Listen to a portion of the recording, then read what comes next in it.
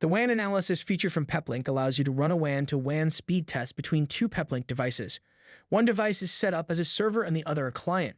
The server must have a public IP address. Use this for easy remote diagnostics. Start by logging into the router you will use as a server. We're using a Control 2 to remotely log in as shown here. Navigate to the System tab and select WAN Analysis under Tools on the left. Select Server at this page. Confirm the server says listening. The default port is 6000 and can be changed if required.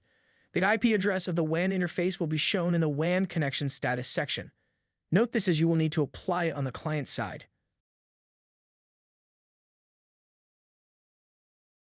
At this time, you'll log into the client side.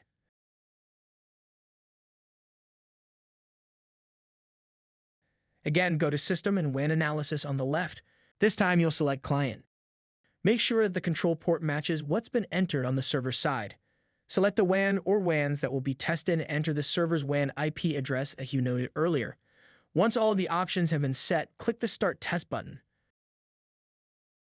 The test output will show the data stream's parameters, the throughput as a graph, and the results.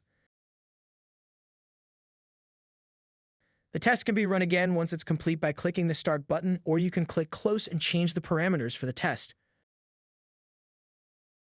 That's all it takes to use the WAN Performance Analysis tool on your Peplink routers. We hope you found this video helpful and welcome you to subscribe to our channel for more videos like this. Thank you for watching.